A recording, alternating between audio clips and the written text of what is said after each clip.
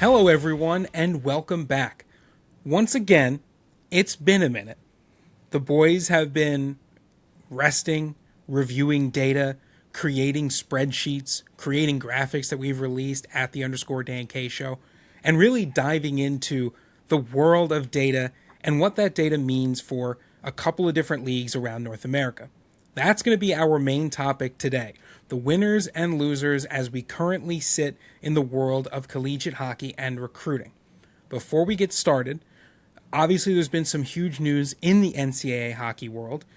Gavin McKenna was essentially arrested, charged with 4 counts, one of them a felony, as a result of an incident outside of a bar/restaurant after the outdoor game. That story continues to develop. At the time of recording, a lot of details are very murky.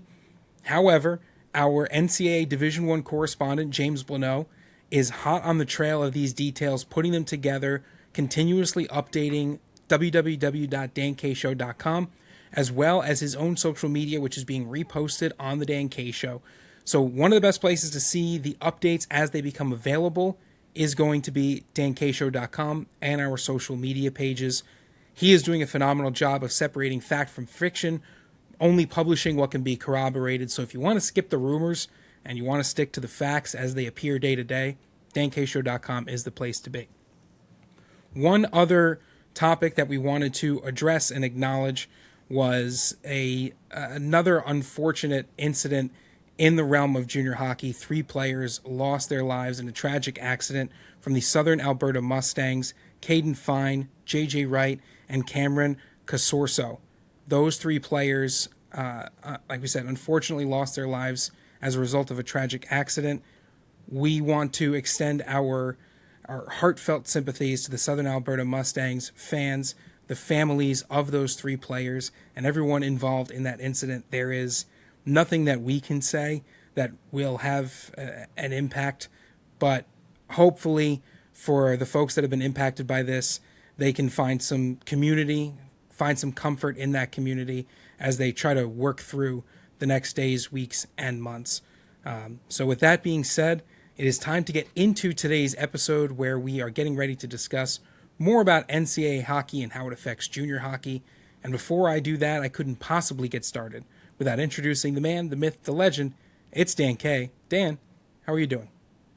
Doing good, Lucas. And we look at the hockey landscape right now where myself, Mr. Turo, who I'll be introducing on in just a moment, have been diving into numbers, have been diving into the contabulations and where this game is moving to in what is the most tumultuous and ever changing time in the hockey landscape's history.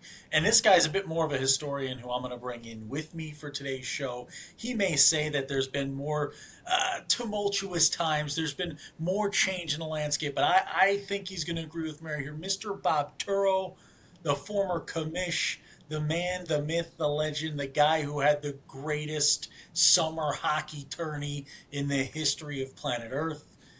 Bob, I got to imagine this ever changing landscape just continues to reshape as we get back on the air here with Hockey 101.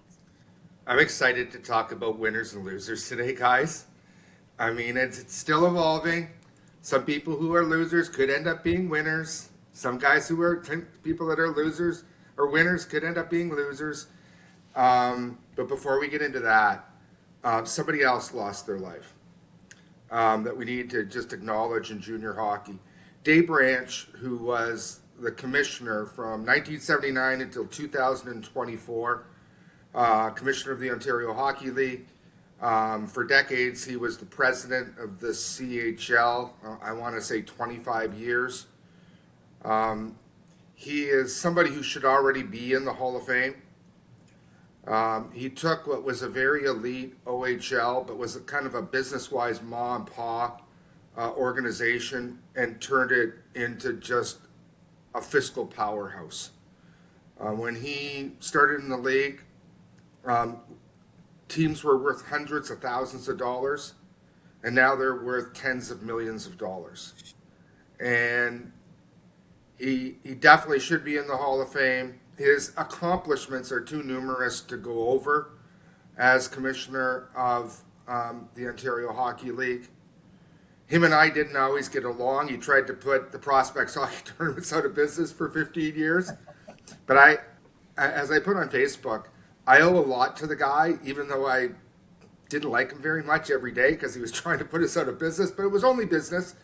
And he made me work really, really hard to make prospects what it was from 2000 and well, whatever it was, 15 years, 1995 to 2010. So kudos to Dave Branch and everything that he accomplished, and hopefully he'll go into the Hall of Fame really quickly here because he's a first ballot guy with what he accomplished. Incredibly well put. It is unbelievable. What he did was just, I mean, it's just, from taking the league from, I think, a 10 or a 12 team league, going through the bumps and bruises of losing franchises like every league does, like including the National Hockey League, to finding new markets, to developing new markets, both in Canada and the United States. The guy was a genius. And I would encourage anybody who hasn't seen his memorial that they had, that thousands turned out for, in the Whitby Community Center, to just go online. They had a lot of speakers there that people would know, and our condolences to the Branch family. So, can we get on to winners and losers now? I think it's time to talk some hockey, guys. And this sport, ever-changing landscape, everything going on. It's been a while, Lucas, as you said, since we've been on the air. And today, ladies and gentlemen, a couple months back, we made a lot of predictions. Those predictions seem to come to fruition in many, many a case. And now we sit here today looking at the winners and losers of the current hockey landscape. Bob, kind of set the parameters here before I start teeing you up with each and every league, each and every level, each and every place we might talk about today. Set the parameters of a winner and a loser in this new landscape that we sit in. Well, I think it's really simple. It's who's better off today than they were before the rule change, and who's in a more precarious situation since the rule change. And we'll give lots of examples as to why we feel teams are better off or worse off. But if I can start, guys, Yeah. let's start with the players. They're the biggest winner. I mean, there's before the rule change, players had to make a decision at a very early age, 15 and 16 years of age, when they were in grade 10 and grade 11, were they going to choose the CHL or were they going to choose the NCAA? Because if you remember, before the rule change, if you played one game in the CHL, that was it as far as the NCAA goes. And now what you're seeing is 50% for sure of the 500 incoming freshmen. At least 50% are going to come from the CHL, and those players would have never have had that opportunity prior to the rule change. Now, we're still sifting through a bunch of stuff. NIL is to a large extent an unknown quantity. Are players getting paid? How much are they getting paid? But there's a lot of really good players, starting with the one that you mentioned at the beginning, Lucas, who have decided that the better place to for them to develop as a hockey player that wants to play in the National Hockey League is the NCAA over the CHL. The numbers are just irrefuted.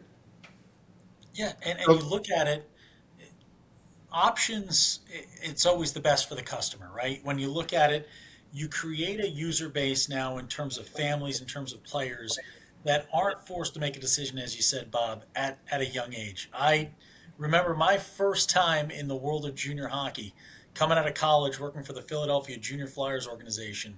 I won't call out the player by name, but his father was a 15-year NHL vet, and at 16 years of age, he packed up and went up to play in the CHL. It didn't pan out. It didn't work out. By the age of 18, he knew he was a bit above his skis, right, and ahead of his skis there up there at that level, and he had to come back to the U.S. and start playing junior hockey, immediately knowing that the NCAA was no longer in the plans. Today, in today's world, you can go make that mistake. You can go make that decision. You can go see that level of play and still have the opportunity to play Division One. And even as we get further down the road here, it's appearing Division Three becomes an option for some of these players, as we have two former CHL players in Division Three hockey right now with waivers. So, Lucas, it's certainly a different world for the player. And like you said, it's always the best world where the customer has the most choice, the most flexibility, and the least amount of hoops to jump through, right? So when you talk about having the ability to make the mistake of going to the CHL and maybe not getting the playing time you thought and still having options in front of you, I think that's awesome. I think it also opens the door for a lot more places you can go, right? There was definitely a bit of a funnel, right, when it came to places for a certain type of athlete. And it was very restrictive. And now that world doesn't exist as much anymore. So there's just more opportunities out there for a certain type of player. So I think for the most part, you've got players who are benefiting immensely from this change in a lot of different ways. And just the biggest part of that is, like you said, Dan, it's just the freedom of being able to make some more choices and, more importantly, make mistakes, because these players are still young, the road is still confusing, and the road is still very windy. Bob, Hey, guys. go ahead. Go ahead. Well, there's some players that are losers, okay? And that's the 250 players that would have been Division One NCAA players who are not going to be Division One NCAA players right now. But you know what? We're in a merit-based business here, and if you're good enough to play, you're going to be selected by one of those Division One schools. And if you're not, there was kind of a protectionism prior to the rule change. So there are some players that, unfortunately, had their scholarships yanked or their commitments yanked because there were better players now that were just available. So there were some players from a losing standpoint, but the players are way, way, way ahead today than they were before, and it's just because of freedom of choice. Yeah, and I think the way you look at it, it's kind of in a silo, the players that are on the losing side. I think it's a 4-year span that you have losing players. I think it's similar to almost COVID, right? Where you hit a window of time where players in that window suffered from lack of ice time, lack of ability to play, lack of college athletics occurring for a year to 2 years, and folks that were getting extended time in college and taking away opportunity on ice or on the field of play in other sports as well. I think in hockey right now you're dealing with another bubble. And it's 4 years here of this is going to hurt a bit for those guys who were those lower end Division One guys who are now going to be slotting into D3 hockey, D2 hockey for the few opportunities there, or slotting into the ACHA at the Division One level of the ACHA. It's a different world for those guys for the next 4 years, but you have time for everyone beyond that, where I think it becomes a win for players overall. Yeah, I think the players that lost were the 19 and 20-year-olds Yeah. who were in the USHL or the NA or the BCHL or another junior league, even the NCDC, even though they only had like 1 or 2 commitments a year, they were holding on with all hope that they would get some sort of a Division One commitment, and then boom, the rule changed, and that was out the window. I mean, but again, it's all merit. I love the system the way that it is right now, and if you're not good enough as a 17-year-old to play in one of the big leagues, get better, and be there as an 18-year-old or be there as a 19-year-old. I mean, there's a kid who just committed to BC, I think it was, who is on the NHL draft list this year, a defenseman who is an 06. So he was bypassed for 2 drafts, Yeah. and he got better. And I don't know if he's going to get drafted, but he's going to a damn good hockey school in BC. I mean, so just continue to get better. But those 19 and 20-year-olds, they don't have a chance to get better because their junior eligibility is really lost. Now, of course, they might go play in the East Coast Hockey League and come back as a 25-year-old in the NCAA. Okay? I mean, who knows where those rules okay, are going to land. And I would say, as a sidebar, that's a loser. The Yeah. NCAA's got to get their, or Division One hockey has got to get their house in order to figure out who's going to be eligible. Wasn't there something in basketball where a kid was drafted in the first round of the NBA draft, Here, and then let he me. played? Don't get Dan fired up. Can I I mean, settle this for what is folks? the NCAA doing?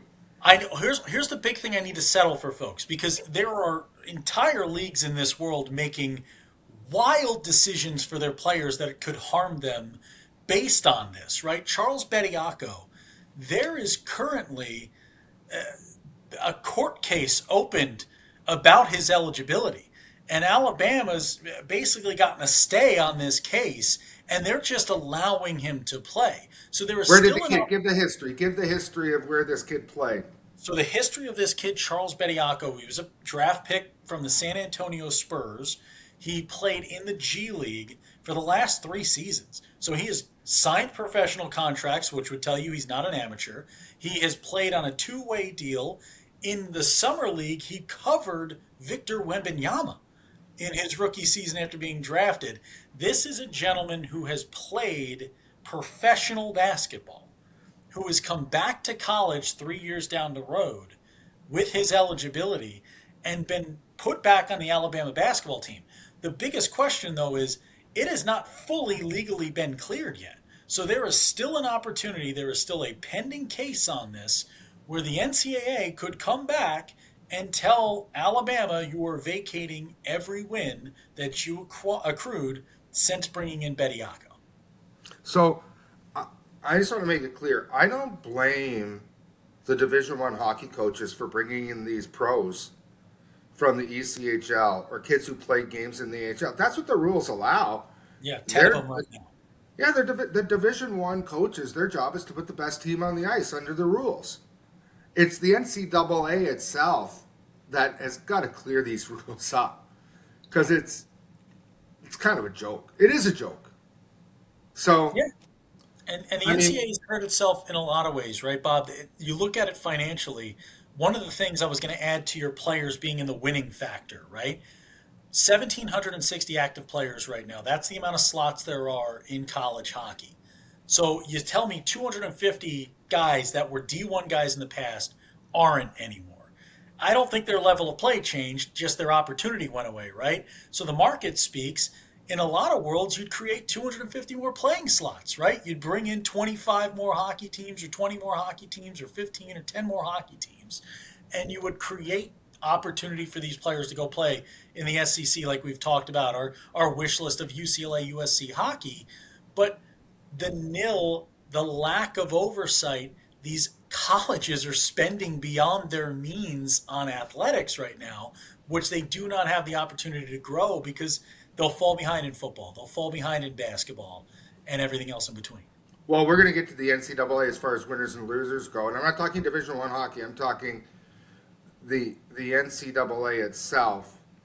But certainly in this aspect, the NCAA, not Division One hockey, they're a loser. We can go to the next one. I want to go next to the CHL. That's where I want to go to next. The OHL, the Q, the Dub, all in between. 218 of those 1,760 active players going into New Year's were from the CHL already, with just a few months of eligibility in the NCAA. So talk to me. The CHL, is that a win? Is that a loss? Where do they stand in this whole thing? I put the CHL in two categories: winners and losers. Interesting. They are winners because they now can recruit a whole bunch of players that would have never come to the CHL, and they have their eligibility open now. So when you see 56 USHL players walk with their feet from one league from the USHL to the CHL, that's a big win. They would have never have gotten those players. And 8 of those players were NHL draft choices. So they're seeing a bunch of really good players. The CHL is also a winner because they more than doubled the amount of Americans that came to the league this year. And if you go to the Dan K Show and you go to our tracker, that big banner on the left-hand side, you can track all the Americans that have just said, I'm coming to the CHL. Now, in the past, Americans would come to the CHL. Mike Modano, Patrick Kane, guys like that would come to the CHL. And there's a whole bunch of kids that just never made the NHL that came, but they doubled it overnight. So the CHL is also a big winner when it comes to American players. The CHL is also a loser. And why are they a loser? Because when this whole thing started, this whole rule was changed, we sat here and we said the fight's going to be over the 18 and 19-year-olds.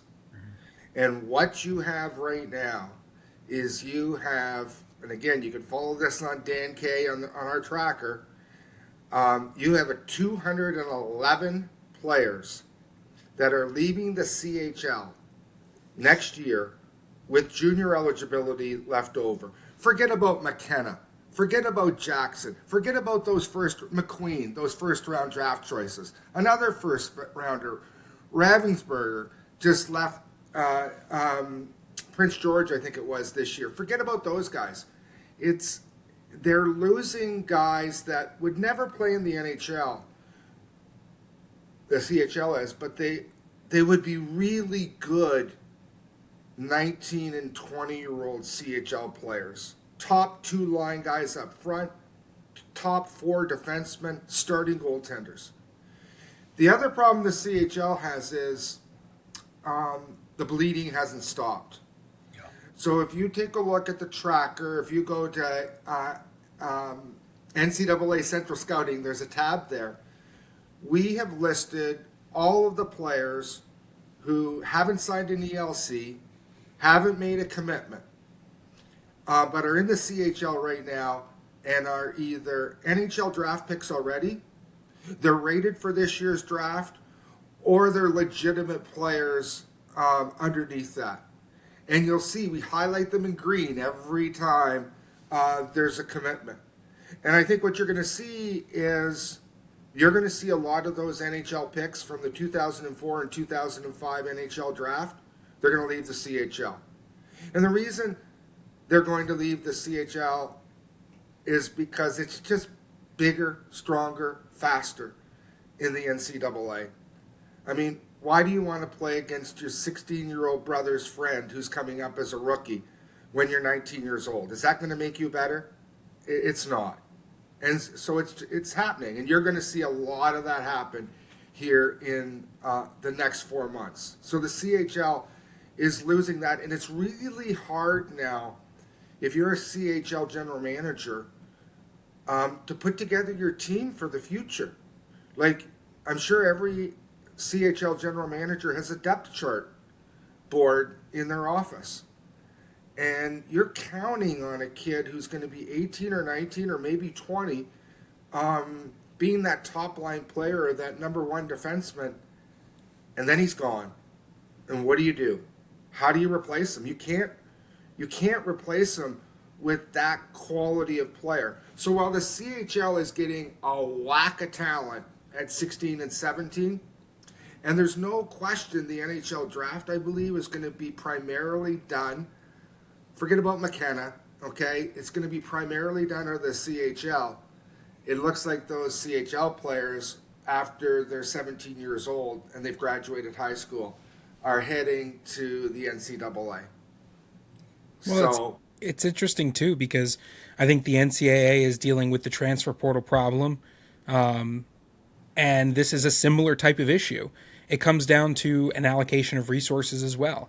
How much time am I willing to devote to this high-level 16, 17-year-old? How many extra sessions, how many trade secrets am I willing to imbue this player with if they're just going to then leave? Am I going to have to retrain a new crop of guys every single year? Can I no longer count on literally any stability? Can I win a championship one year and then come in last place the next year? That volatility is not good for a product that does rely on, ticket sales and fans and communities. And I think the volatility is not good for the game as a whole. It does, while it does create opportunities, right, for new teams to get into the mix, to build a powerhouse in 2 seasons like Indiana just did on the football side, it does hurt the ability of coaches to know what kind of team they're getting from year to year. The CHL always used to produce players for pro hockey, and like elite players for pro hockey. And if you didn't make it, you went to U Sport. The USHL's path was different. Rarely, like you can count on one hand, the number of players that went to the USHL and went straight to the National Hockey League or to pro hockey. It was always a feeder to the NCAA.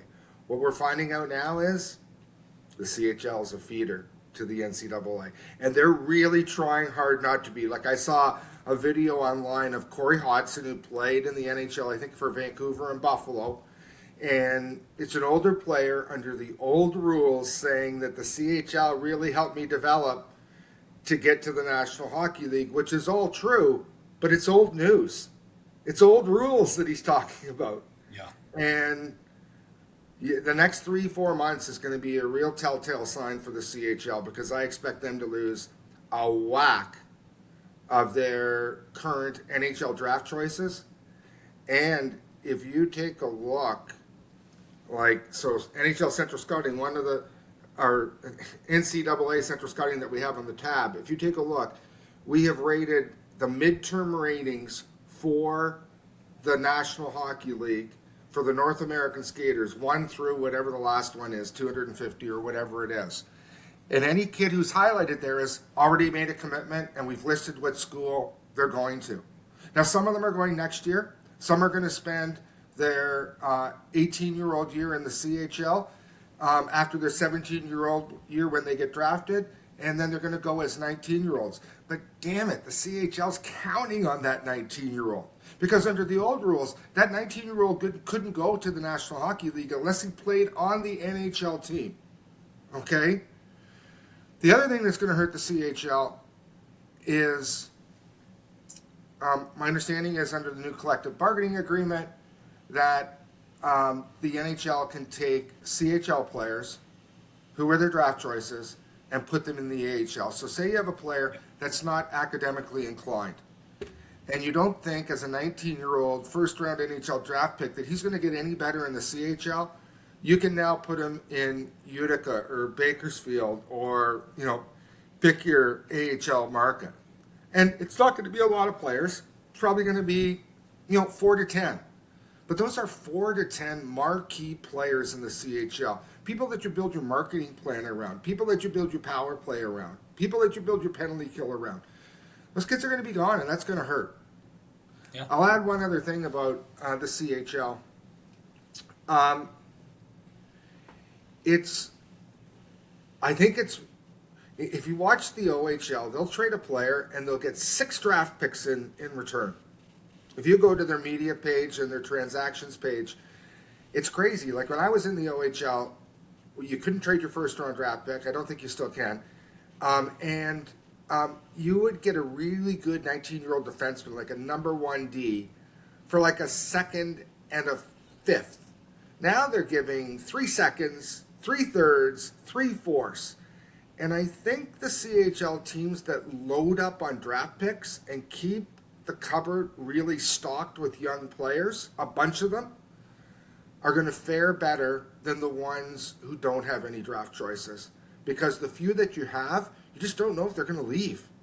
Yeah. So we'll find out. And I would encourage everybody, just go to the tracker that we have on the dankshow.com and just follow it, because we update it daily. And when you see players highlighted, when you go to that NCAA Central Scouting page, those are all the players in the CHL that are eligible if they've not been highlighted, and you can see the ones that have gone already, and we keep it updated all the time. To put it into perspective for the folks at home sitting there going, I don't see the big deal, I don't see what the big news is, I don't understand. Numbers we'll get deeper into on a later show. In the NHL right now, of the 818 active players, 563 of those never touched an NCAA campus. That is the players in the league right now. That is 69%, 68.83% of the NHL active players today never once touched a college campus before going pro. Bob, let's talk the NHL. Number one, before I get there, I got to imagine that number changes a bit in your mind with all these CHL stars going to the NCAA. And number two, winner or loser in this, the NHL. So it's going to change. Yeah.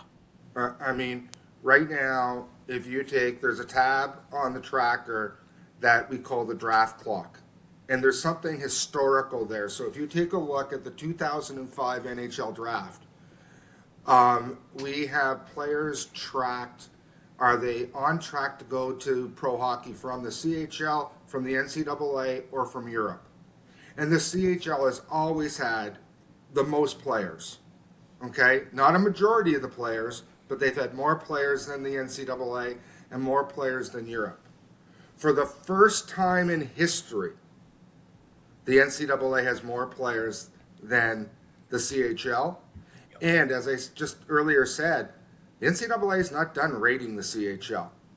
They're going to take more of those 17, 18, and 19-year-olds right now in the next 4 months. And where it's going to end up, I don't know, but it's not good for the CHL. Now, the CHL can always say, well, sure, Gavin McKenna came from the CHL. No, he didn't. He came from Penn State. Yeah. Okay?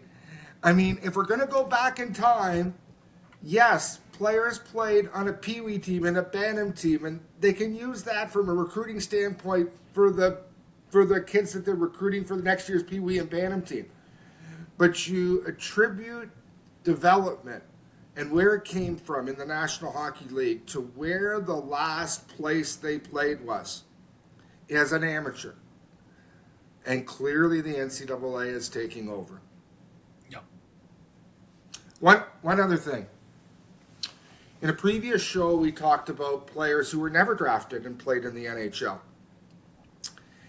And recollection says that those players came a third from the CHL, a third from the NCAA, and a third from Europe.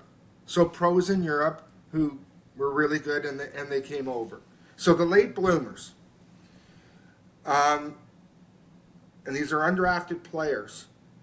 Well, what's happening is those CHL players that maybe weren't drafted, like this kid we're talking about that went to BC, Woodall, I think his name is. He could be one of those players that never gets drafted, but now his landing strip is a lot longer, okay, to develop, and he could be. This always happens at the end of the year. NCAA free agents, right? They're all signed at the end of the year. And a whole bunch of them never pan out. But there's a bunch of them that do. And I think the advantage there is going to be for the NCAA as well. Did you say NHL? Where's the NHL at in this? They're a winner, they're a loser. Where do they sit in all this? I think they're a winner. Okay. One of the things that you'll see on the tracker, if you take a look at the 2004 NHL draft or the 2005 NHL draft, you'll notice in the 2004 NHL draft, when kids were drafted, they signed entry-level contracts right away. Not all of them, but a lot of them. Compare that to where the 25 draft is now, and there's hardly any. Now remember, if you sign an ELC, you can't go to the NCAA. So I think the NHL is a big winner here because they don't have to allocate resources to players until they can see how they're developing. And with the new collective bargaining agreement, my understanding is instead of the kids in the CHL where they used to have 2 years to sign them, they now have 4 years to sign them. It used to be 2 CHL, 4 NCAA. Now it's 4 across the board. So I just think they have a longer time to evaluate where they're going to allocate their resources. I think there's a second reason why the NCAA is going to be a big winner. This is something we talked about in like pod 4 or 5, that we just didn't understand why the NHL wasn't tipping the scales in favor of the NCAA. If you're a non-traditional hockey fan in the United States, you really don't know what a Vancouver Giant is, or a London Knight, Yep. or a Halifax Moosehead. Like, you just don't know if you're uneducated. But if you're an uneducated new fan in the United States, you know what an Ohio State Buckeye is, right? You know what a Michigan Wolverine is. And when you're listening to broadcasts of NHL hockey games, especially in the United States, and they refer back to where the player played before he played in the National Hockey League, and you can start talking and referencing about those colleges where they came from, for me, I think that's a long-term win for the National Hockey League. I think fans, especially uneducated fans, new fans to the games, can just identify with that a lot more than if a kid is from a really good organization like the Kitchener Rangers or the London Knights, but they just don't know who they are. Yeah. So I think the NHL's a big winner here all the way around.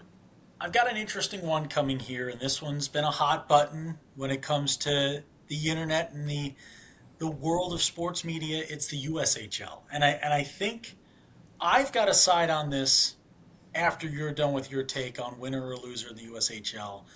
I think I've got some sunshine and rainbows to throw at it from my angle, but I want to hear your realistic take on this one right now. Where do you think the USHL sits in all this? So before I say winner or loser, let's go back to the 500 roughly freshmen that are going to enter the NCAA every year. And let's just take for granted that at least 50% of them, and let's just say 50% for this argument, are going to come from the CHL. That leaves 250. So the USHL is clearly the next best league. And they're not going to lose the number of scholarships that they have. I believe they're still going to have 200 kids, entering Division I hockey from the USHL. What I think you can start seeing right now, though, is the number of USHL players that used to go to the Blue Bloods in Division I hockey. Yeah. They're now going to the non-Blue Bloods. That's the fall down. The other reason why the USHL, I think, is a loser, and again, I hate to say loser in this, they're a really good league, okay? But they're clearly not the CHL, okay? And the players are telling them that. No elite player left the CHL and went to the USHL. 56 of them, okay, went from the USHL from the USHL to the CHL. And a whole bunch of other players are just bypassing the USHL now. They're going from youth hockey to the CHL. So the USHL is just a step down. They're losing here. And I know they're waiting for the NHL to step in and make them the fourth major junior league. I just cannot see that happening. Why, if franchises are selling for $20 million in the CHL, why are they just going to let a bunch of USHL teams in for free when they just get the players anyways?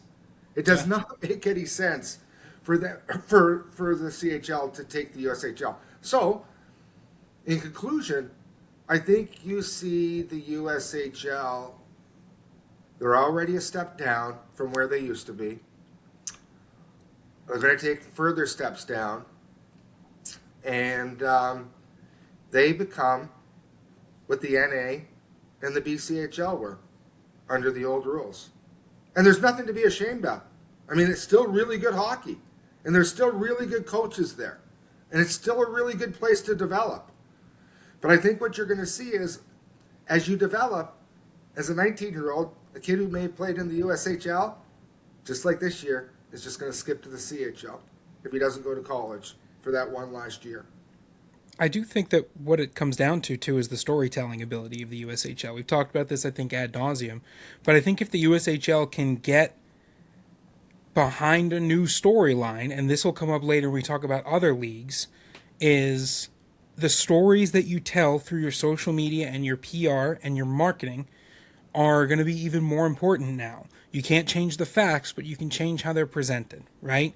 So the USHL needs someone who is experienced in telling stories and crafting narratives and presenting information, somebody who's familiar with the landscape, someone who's familiar with the product, to be able to come in and craft a new marketing storyline for them. Almost like, I'm not going to, say you should come in and bring in a consulting company, because we know all they do is just create PowerPoints and charge $10 million. But I think that they should be bringing in potentially some fresh blood to really jumpstart some of that marketing. Because So I'm going to jump. Yeah, let me jump on that for a second. yeah, go ahead. I think the USHL did a fairly good job at doing that. The problem is the job they were doing was the same job that the OHL is doing right now by trotting out Cody Hodgson. They're talking about what happened last year and the year before and the year before that. All that doesn't matter. We've changed the rules of the game. Now, would I do exactly what the USHL has done? 100% I would. Okay? Because you're trying to stop the bleeding, right? You're trying to, and I think they did a pretty good job on that. Sometimes you just can't stop the bleeding. We'll see if they can stop the bleeding. I don't think they can. There's been a lot of proactive, a lot of reactive, and not a lot of proactive in the game right now on the U.S. side of the border when it comes to this whole topic and what's gone on. It's a lot of reaction, right? The USHL, they don't control their own fate in this, right? Because the CHL did have a different caliber of athlete, and that's what you're dealing with right now. The sunshine and rainbow side that I'll put on is your business is being tested right now for the USHL, and you're not going anywhere. You're the #1 league in the United States of America. That's not changing. Nobody, despite some crazy megamind type people in this sport that think that might change one day with enough checks, it won't happen. The USHL is the bell cow in this country, right? So you look at it, what you need now is the proactive. The reactive is look what we've done, look what we've done, look who we've been, look what we've accomplished, look how many players, look at all this. The proactive is what are we today, right? Why should you stay stateside and play with the 16 teams in the USHL? Well, you get to be closer to home. You're not in another country, right? You're not dealing with visas. You're not dealing with the headaches of all that. And you still have the opportunity to play in collegiate hockey, right? You're still going to get to the NCAA if you're good enough. I don't care where you go, where you play, what crowd you're in front of. There's no difference between Sioux Falls and London if you are the best player, right? It doesn't matter where you play, they'll find you, is the take I have from the USHL. But now I have to build my business model around that. I need to incentivize the CHL to work with me. Like you said, Bob, I don't see a world where it makes any sense outside of their hands being tied behind their backs. The CHL is going to allow the USHL into this thing and make them the 4th major junior league. Nor do I think most of the owners in the USHL would be able to take on the $20 million check writing event that it would take to do this, right, and to make that happen. But there are ways to make this happen. There's ways to get this done. There's ways to find exhibitions in the early part of the season. There's ways to draw some lines where the USHL doesn't touch one side, the CHL doesn't touch another. That's the bargaining chips I think they're working on behind the scenes right now that maybe helps this business model change, reshape, and you find a way to compete in this new environment. The USHL, as you said, is the #1 league in America. They just have to tell a story truthfully, knowing full well in the back of their mind they're not the CHL. I'll also have issue with you as far as stay in America and stay close to home. Have you taken a look at the footprint of the USHL? How many players, the great players, come from Nebraska? Okay. Yeah, I think it's another question to ask, right? I think Right. that's the thing they have to look at. We talk about reinventing a business model. Doesn't work anymore.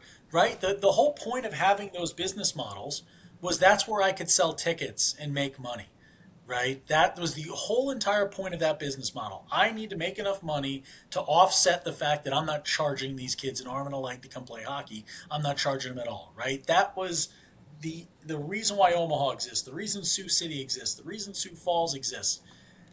Maybe the USHL has to adapt, right? Adapt or die, one of my favorite phrases on the planet.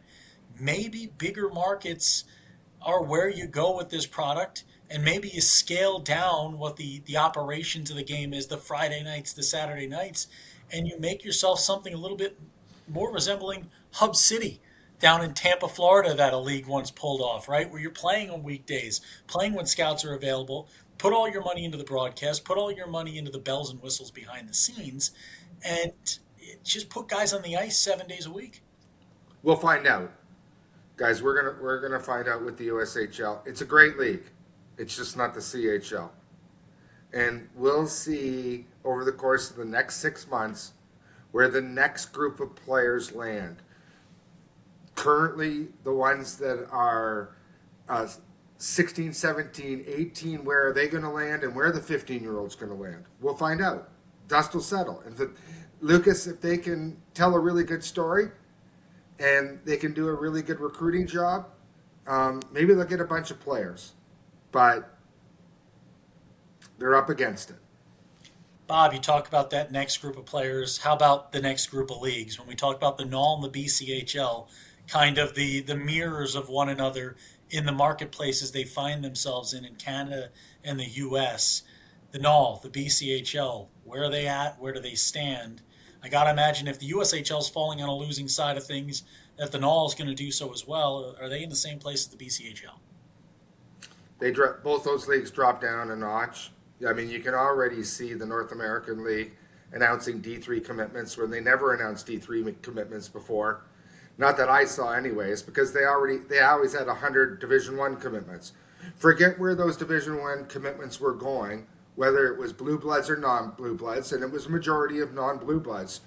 They're taking, if the CHL is getting 50%, if they're getting 250 of the 500, and the USHL is getting 200, that leaves 50, right? For those guys to kind of fight over. And I think you've already seen them position, like I said, with the NA starting to talk about Division III commitments. They know where they're at, and there's really nothing that they can do about it. As I said in previous podcasts, I really feel for the BCHL. They were very hampered over the last 20 years by Hockey Canada as far as getting their hands on the very best players, young players.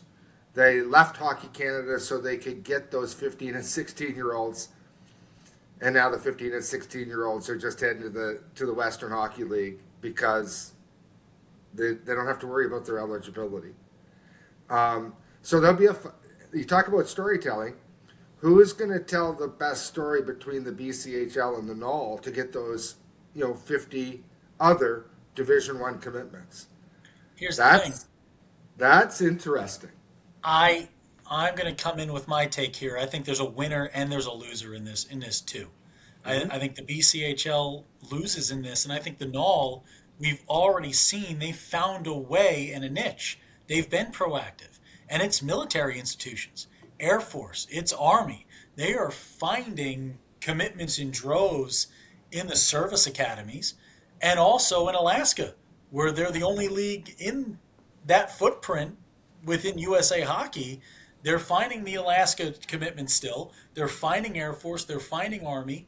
And they're still finding lower tier NCAA Division I schools that have an easier time getting a commitment early on in the season from a NAHL player than they do from a USHL player who still is used to the old world, right? And is being sold on the old world and is looking for the top commit. So I think the NAHL's taken a step ahead in that sense, and I think they've found their niche. And also for the players' sake, Bob, now you come into the NAHL with a better understanding of who you are.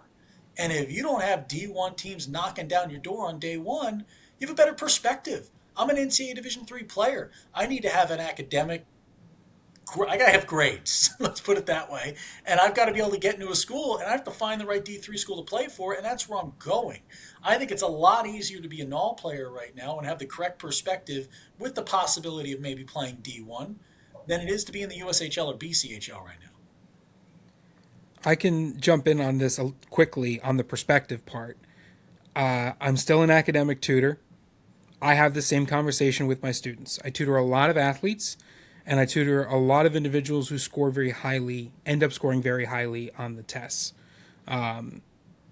Perspective is important, because if you come in with the wrong perspective, that's when you get burned, right? I have hard conversations with the students that I tutor about their ability, about their level, about what is reasonable and realistic for them, about where they need to improve. For the players out there, if you don't have someone in your life, whether it's a parent or an advisor or somebody who is giving you honest and hard critiques and forcing you to evaluate where you are in these moments, then you could be someone that gets burned. If you don't have that perspective, if you're not constantly analyzing where you're at and where you need to be improving, if you're a borderline player and you try to force yourself above that borderline, you can end up with nothing, right? And so as much as I just talked about the USHL needing to tell stories, for players, you need to be able to tell your own stories and tell them honestly. Where can I honestly end up right now? I think that kind of goes to what you're talking about, Dan, is just this idea of, players need to be having these really hard conversations with themselves. Bob, you look like you had a thought. You look like you were ready to go. I'm a loser. I mean, aren't we all, Bob? Aren't we all? I've got a loser. Yeah, who you got? College Hockey Inc. Tell us about it. I don't see any substantive change in what they do since the rule change. Their website is the same. For me, the way I look at it is it's an all or nothing. The NCAA wants all the best players. The CHL wants all the best players. Who's going to get them? Yeah. And when I get a Gavin McKenna, okay, when I get whoever the first round draft choice is, I need to hear that story, Lucas, to stay on your theme, right? I need to see that spread out all over social media. And what I see right now is the team who commits that player, okay, get it out on social media. But really the marketing arm for college hockey is College Hockey Inc. In the past, they were supposed to be trying to keep kids eligible. Well, that's done now. They're all eligible, okay? So I just think they've really missed the boat here in helping their teams secure even a greater amount of the best players who are in the CHL. Because that's where they're really trying to steal the players from. The kids who are in the USHL are going to go to the NCAA. Assuming they don't go to the CHL first. I'm talking about the ones that are staying in the USHL. But the ones that are in the CHL, I mean, you want to get those kids, not as 21-year-olds, not as 20-year-olds. You want to get them right away, as fast as you can. Now, it's a bigger, stronger, faster game, and some of those kids who are 18 struggle at the NCAA, but you want them at 19. Those NHL draft picks can play there. And let me just go back just a little bit here, something that I forgot about the NCAA and why they're a winner. Anybody who's watched NCAA hockey this year, it's really gotten better. It's bigger, stronger, faster. I think the broadcasts are better. Like, it's exciting. I mean, what they did at Penn State this week and what they do at other places with outdoor games, that cannot be matched by the CHL. And so if I peel back to College Hockey Inc., College Hockey Inc. should have been all over what happened with Michigan State and Penn State this weekend. I didn't see anything. You guys follow them on social media. I follow them on social media. Every time there's a commitment out of the CHL, they need to be screaming loud and proud that this is, Lucas, as we say every week, the new norm. You're leaving the CHL and you're going to the NCAA. And I just don't see that from College Hockey Inc. Yeah. They're a big loser as far as I'm concerned. Now, that doesn't mean they can't flip a switch and be a big winner. But when you compare College Hockey Inc., and I'll just give you OHL Central Scouting and all of the marketing arm, just compare what they do and compare what College Hockey Inc. does. Not a chance. It's not even close. The OHL's way better than what College Hockey Inc. is. And they got to get their act together. You told me to be nice, Dan. I'm sorry, I can't be nice on this one. They're missing the boat. They're missing the boat. Being honest is okay. Honesty's the nicest policy we got out here in the game of hockey. And Do Bob, I kids, think if we could, hold on. get to- Do go kids ahead. follow social media? Yeah, kids follow social media. Of course. They're on their phones? Gosh, I hope so. If they're not, then what are we doing here? Come on, their social media feed every time a guy makes a commitment leaving the CHL. Yep. Okay? It's got to be blowing up their phone. And it's not. They're not doing that. What is their job? What is their definition? I'm sorry for being so hard on them. Yeah. But we talked about Dave Branch before. Dave Branch built a marketing machine in the Ontario Hockey League and in the CHL. Get it together, guys, in College Hockey Inc. Yeah, you're looking at three guys outside of the game right now looking in, and there's a lot that can be done in a lot of places. And I think the last place we go here before we close out today's winners and losers conversation is to the guys beneath everything we've talked about today. The OJHLs, the CCHLs, the EHLs, all the way down to the NCDCs and the USPHL premiers. Like, where do these leagues stand? The NA3HL, what happens as this thing continues to trickle down? You talk about 50 spots for the NAHL and the BCHL. Well, there's 50 plus teams between those two leagues. What about everybody else who ages out of the BCHL and the NAHL, right? And then what does that do to everybody else beneath them? Winners, losers, where's the rest of the world stand? Well, they have to reposition, and I think some of the leagues have already done that as far as where they're promoting kids to. And I'll give you a really good example of a league that's done a really good job, the GOJHL in Ontario. So Junior B League, a Junior B League, by the way, that 20 years ago had 70 Division I commitments, okay? And they had as many players going to the OHL out of that league. And so they've been floundering for the last 15 years because of rules that have been put on place from Hockey Canada. They have positioned themselves with the Ontario Hockey League as a feeder system to the Ontario Hockey League to keep those kids who are 16 and 17 years old and maybe even 18 years old and work really closely with the OHL and have that alliance to build up their profile. We worked in a league a couple years ago. I'm trying to. What are you laughing about? I think it's a trauma response. I forget about them for a second. So the EHL calls themselves Tier 2 Junior A, right? Yeah. We always thought Tier 2 Junior A was non-pay to play, right? Correct. Now in Canada, Tier 2 Junior A for the last 10 years has been pay to play, but a very small amount with the exception of the BC League, which for the most part was non-pay to play. But in America, Tier 2 was non-pay to play. And so the EHL saying that they're Tier 2 now, it's grins and giggles, right? It's chuckles. And it's the There's no same for difference. the NCDC, right? To me, it's like I call myself a model when I wake up in the morning, but the mirror tells me a different story. I mean, they're not Tier 2. They can call themselves Tier 2 all they want. They're not Tier 2. They're pay to play. They're Tier 3. They can call themselves the NHL all they want. They're not the NHL. So our old league the USPHL had the NCDC division. The NCDC, a couple years before I got to the league, they had teams that had 10 Division One commitments every year.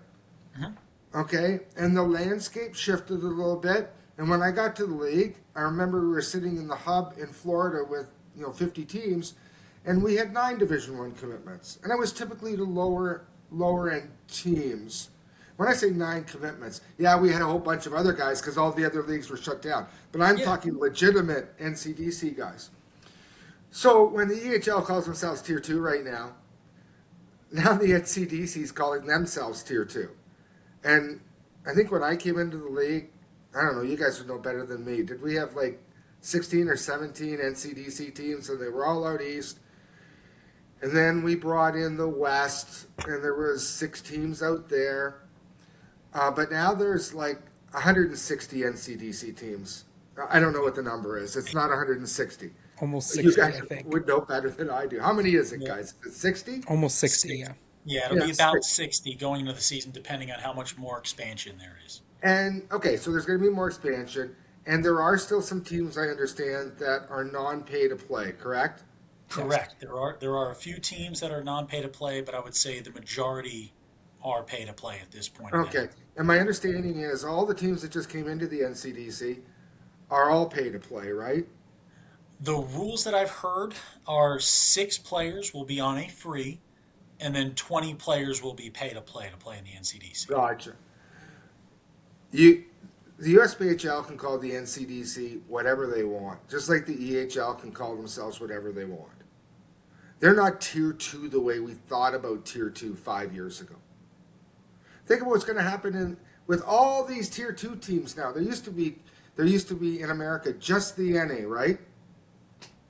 So you would clearly the USHL was the league, and then the NA was underneath that. Everybody wanted to play in the USHL. Stop me when I'm wrong.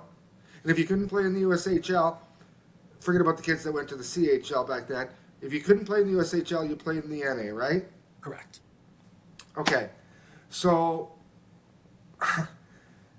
just because you call yourself Tier 2 now, NCDC, just because you call yourself Tier 2 EHL, it doesn't mean that you're Tier 2. And now you have 100 Tier 2 teams in America. Now, what could happen there? Maybe the NCDC and the leadership group there, they tell a really good story, Lucas. And maybe they bypass the NA.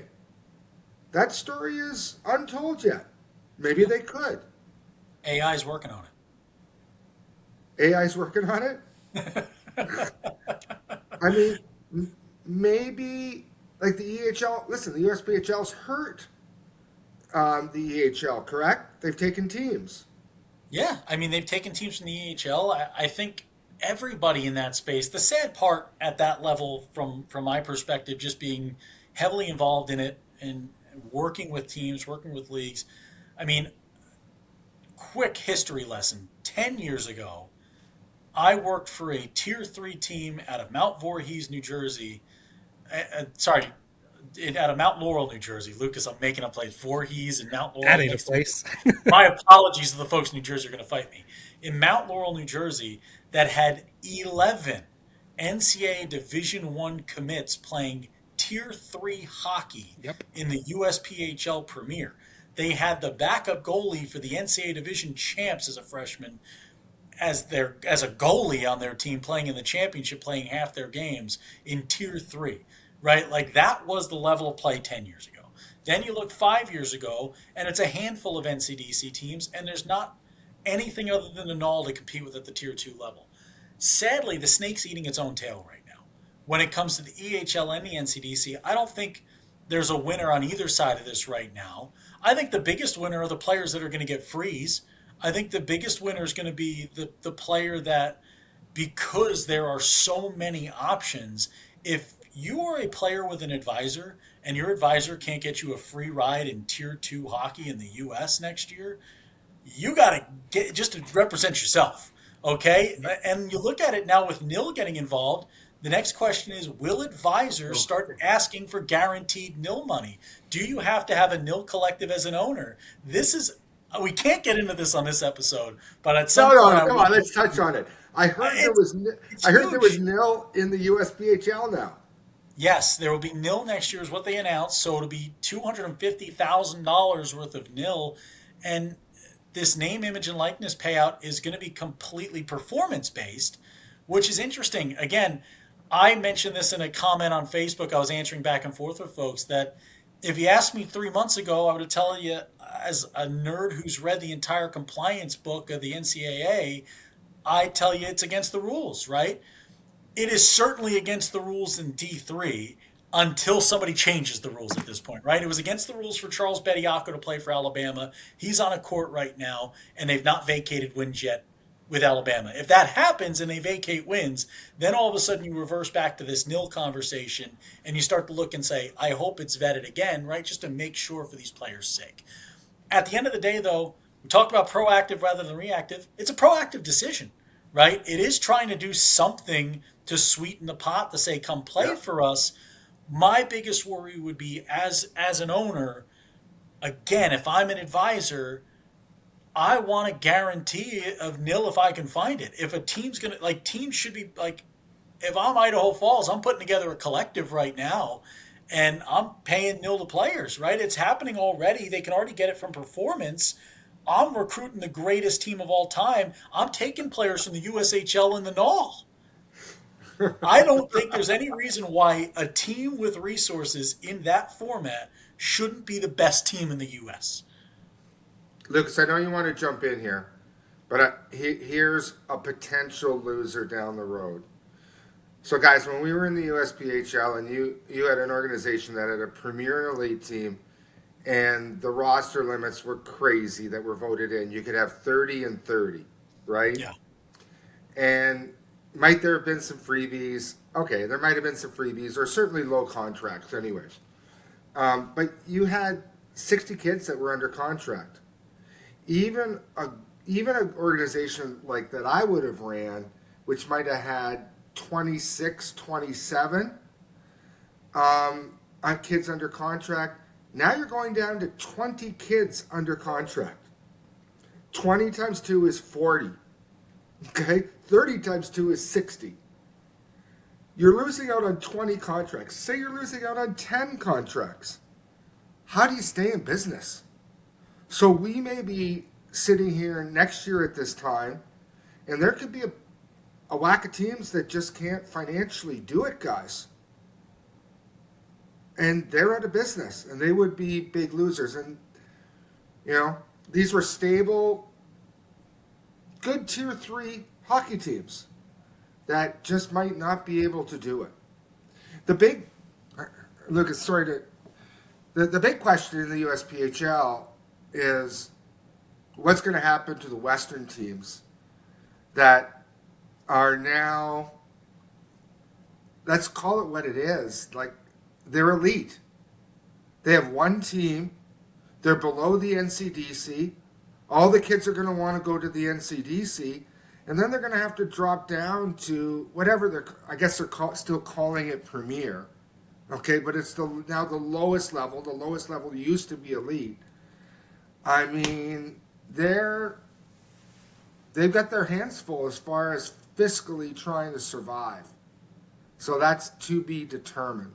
Lucas, I'm sorry for hogging all the time. No, I'm used to it. I've been on the Dan K show for 10 years now, and this is nothing new for me. You had to put up with Dan for all those years. Now you got to put up with my loudmouth as well. I mean, Doubling it up. you're just getting elbowed out. I mean, listen, if I could be in the hub for 2 weeks and come out of it unscathed, I think that the Dan K show and this grouping right here is pretty much set in stone. But the one thing that all of my silence did allow me was to come up and really streamline what I was going to talk about. If you've got a 2-lane bridge that's always congested, no matter how many lanes of highway you expand to behind it, the bridge is still 2 lanes. You spread cars out all over God's green earth, but at the end of the day, they still have to get over the bridge. When you expand, invariably, this is now an economics principle. We've taken a hard left turn. There is boom and bust cycles. They're called cycles because they happen all the time. And the industry expands because it is successful. It overexpands based on speculation because it is profitable. There isn't enough demand to sustain that industry. And then businesses fail. It happens. It is an immutable law at this point. I mean, we won't get into the stock market here, but it is a fairly immutable law of classical economics. And I think it applies to junior teams as well. I know it applies to junior teams as well. We are at the end of the boom cycle. Expansion has been happening for 10 years in every league. New owners are getting involved, new ownership groups, private equity, right? This is the speculation phase. You're not getting into junior hockey to run a junior hockey team. You're getting into junior hockey to make money. And that's great as long as junior hockey is making money. And if it stops making money, then businesses fail. I think my problem still is that when that happens, it's never the private equity firms' businesses that fail. It is the single owner teams, your mom and pops, because they cannot afford to have a unprofitable season. We heard discussions from owners all around the country who would call us this year, Dan, I know they called you more than they called me, talking about how we cannot afford a single losing season. If that happens, we're out. So when you talk about dramatically realigning and you talk about weathering the storm, understand that we are in the speculation and bust portion of the economy of junior hockey. Teams will go away because you can't create hockey players overnight. You just can't do it, right? If you double the amount of teams in a league, where are you pulling those players from? You hope you're going to pull them from another league. You can pull teams from other leagues.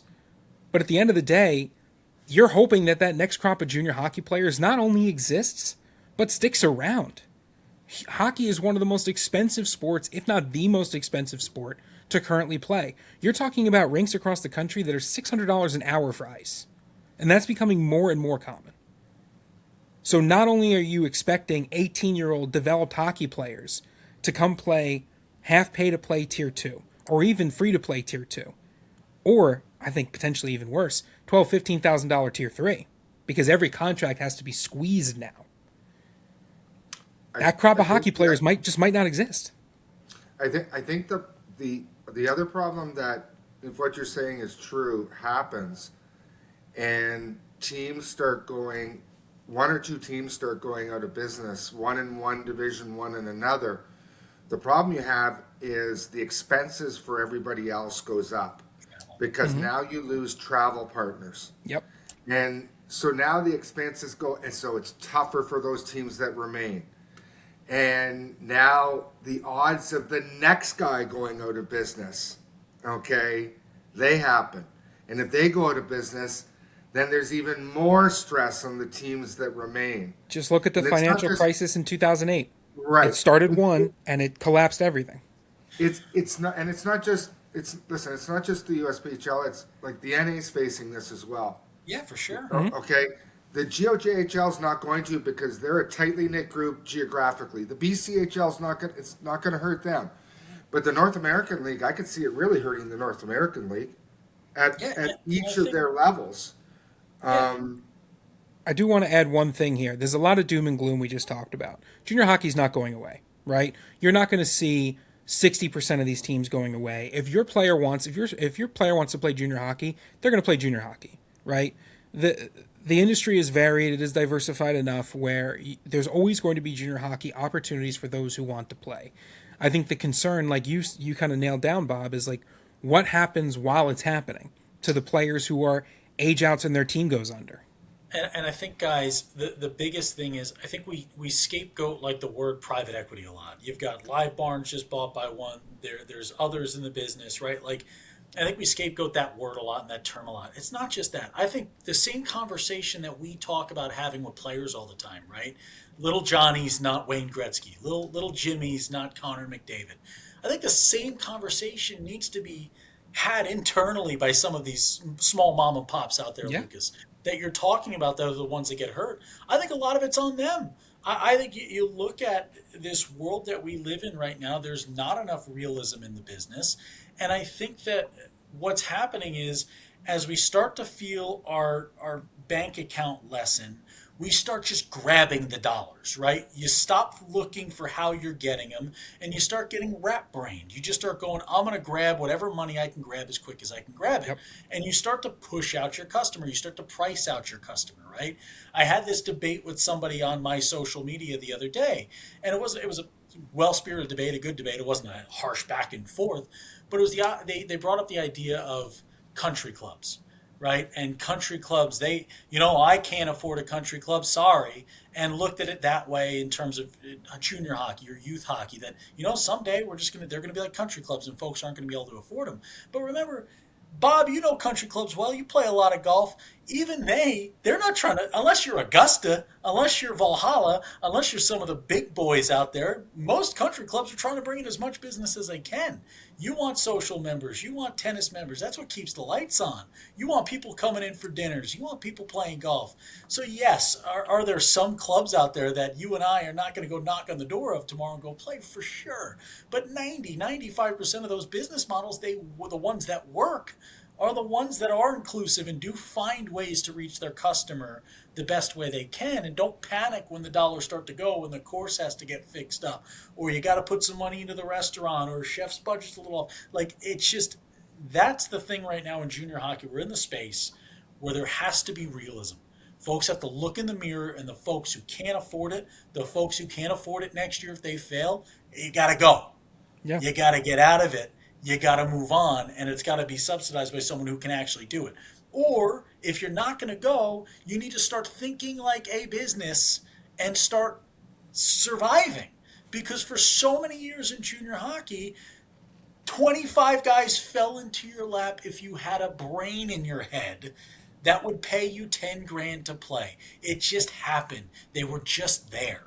They're not there anymore. And for the first time, some of these guys and gals out there in this business have to cook their own meals at the lower levels. And my gosh, they're setting the houses on fire.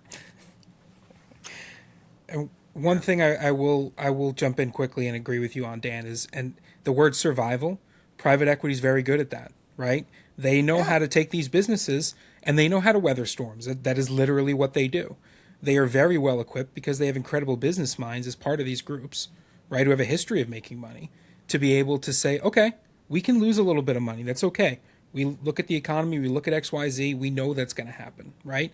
And the flip side of the mom and pops is, if you've gotten yourself to a place where you're one losing season away from going under, what have you been doing the last 10 years, right?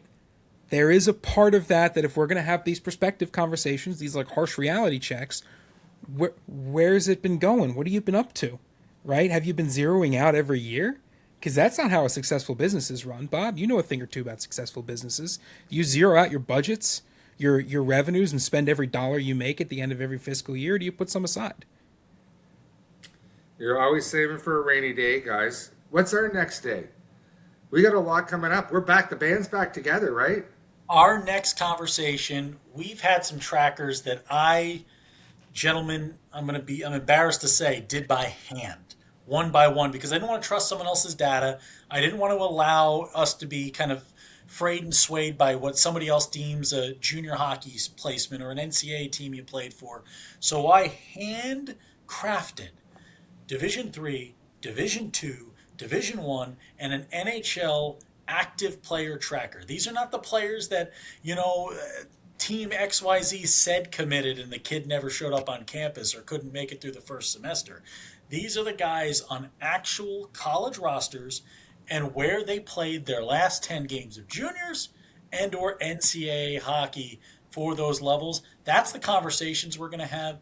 We're going to talk about what those numbers say, what they mean today, where we think they're going, and what is happening at the NHL level, the Division I level, the Division II, Division III level of the NCAA and NHL game. We had a lot to talk about on those episodes coming up. It is going to be a lot of fun. We took a break. Break time's over. We are back in business. The boys are back in town. And if you couldn't figure it out by the passion, by the energy on tonight's broadcast, We are primed and ready to go. This is crunch time right now. Dan's got his mug. Dan's got his belt. Listen, if you want to be in the know, you got to go to www.dankshow.com. We've got some new things that might be coming out, some new functionalities on the website. Stay tuned. All right. If you want to stay in the know, it's at @the_DanKShow.com, www.dankshow.com. Bob, what do you got? I'm out of here. Good night. Oh, yeah. Good. All right. Okay. That's it. Yeah.